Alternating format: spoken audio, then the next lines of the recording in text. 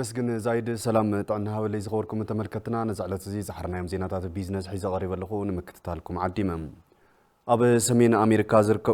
ኣሜሪካ ዝርከቡ ተጋሩ ዲያስፖራ ብልዕሊ 300 ሚልዮን ብር ኣብ ወረዳ እንዳባጻሕማ ኣብ ልምዓት ንህቢ ነጥፉ ከም ዘለው ኮሚሽን ኢንቨስትመንት ትግራይ ገሊጹ እቲ ኮሚሽን ነቶም ኣብ ልምዓት ንህቢ ዝተዋፈሩ ሰብ ሃፍቲ ናብ መፍርያነት ንክሰጋገሩ አድላይ ድጋፍ ከም ዝገብር እውን ገሊጹ ንጸብጻብ ንጉሰ ማረ ገብረ መስቀል ኪሮስ ከም ሳብ ካርቦይ أورد عند أباس أحمد أبي عند أجوا أبي سرحة أمور حرشاز نتف بتجارو دياسبوران فتوت تجراين استمسرته سرحة إنفستمنت ولك محبر متكا بالعلي 300 مليون بر أبي زحصر أوان نابلمعات نهبي تسجاجرو كم زركب تجلسو تتكل أو سنة توارح نبتجار بمتاو دل سرح كم مفتار حليفو أبتعودي نزنت فوق جنات أو أنت وصلوا أحد يرول يبلو دل سرح استفتر لهم نبرتين نقولك يشكل نحن كعشر دش تواردياتنا أوزيو دموز نشرفينا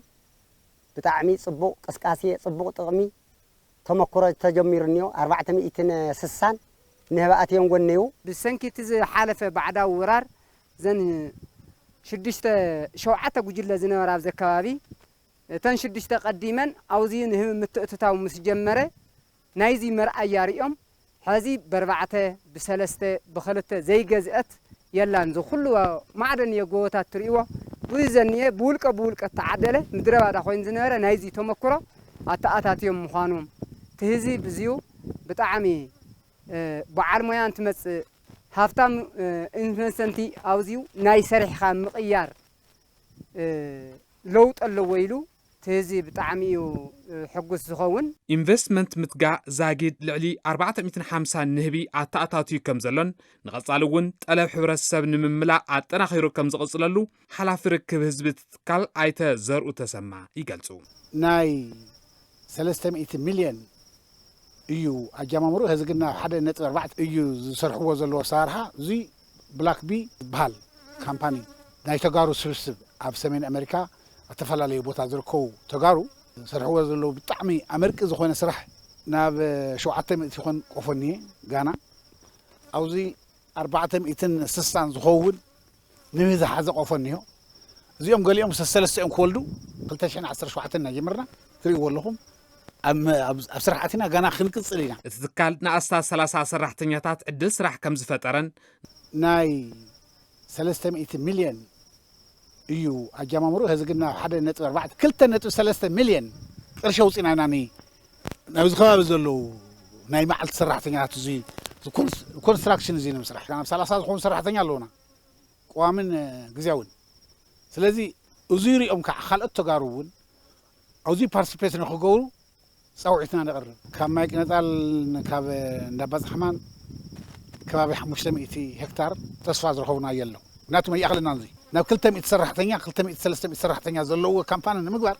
ኢና ንቃለስ ዘለና ባዕልሙያ ገምጋም ክትትልን ደገፍን ስራሕቲ ኢንቨስትመንት ኮሚሽን ኢንቨስትመንት ትግራይ ኣይተ ኣረጋው ሃይሉ ሓላፍነቱ ዝተወሰነ ውልቀ ማሕበር ኢንቨስትመንት ምትጋ ኣብ ልምዓት ንህቢ ዘተባብዕ ስራሕቲ ከም ዝወገነ ብምግላጽ ንኸምዚ ዝኣመሰሉ ኣልማዕቲ ትካሎም ኣድላይ ደገፍ ከም ዝገብር የረጋግጹ ከምዚ ዓይነት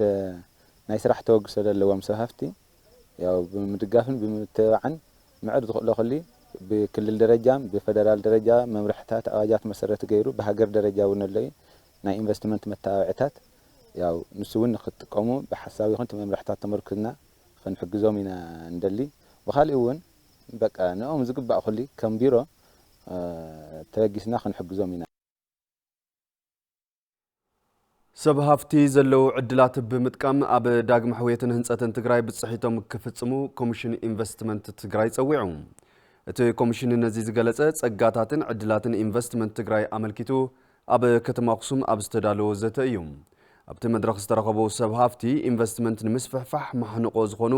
ከም ሕጽረት ፋይናንስ ትሑት ኣዋህባ ኣገልግሎት ሕጽረት ቀረበ መሬትን መጽናዕቲ ዝጎደሎ ኣከፋፍላ ግብርን ክፍተሽን ክስተኻኸልን ከም ዘለዎ ኣገንዚቦም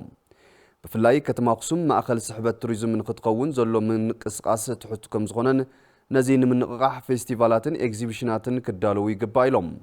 مكتل كنتيبا كتم أقسم أي تأبب برهنة اتا كتم ما أخل مع توريزم من إنفستمنت كتقون أبى زقبر من قصقاس يسرحوا مزلوا سبهافتي زلوا صقمات درجة بدرجة مفتاح كسرح يلوم كوميشنر كوميشن انفستمنت تግራይ አይተ ዳንኤል መኮነን سبهافتي تتقمت زغبرون نوغنات عدل سرح زفطرون عودታት ማኒፋክቸሪንግን ካልኦትን ንምስፋሕ በትኩረት ክስራሕ ይሎም ከም ጸብጻበ መሳርሕትና ፍሳ መዝገበ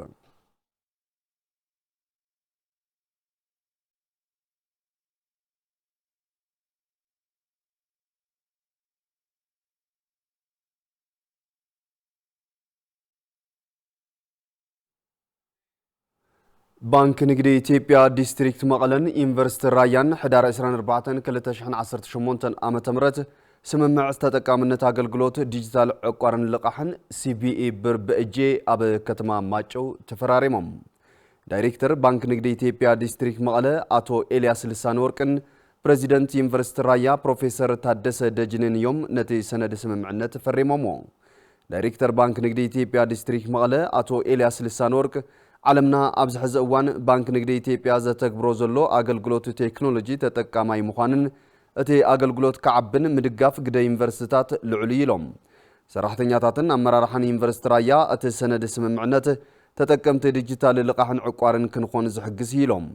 ፕሬዚደንት ዩኒቨርሲቲ ራያ ፕሮፌሰር ታደሰ ደጀኔ በወገኖም ትካላት ትምህርቲ ባንኪ ዘቕርቦም አገልግሎት ቴክኖሎጂ ናይ ምጥቃምን ናይ ምስፍሕፋሕን ሓላፍነት ከም ዘለና ተረዲና ኩሉ ዝኽኣልናዮ ድጋፍን ጻዕርን ክንገብር ኢና ኢሎም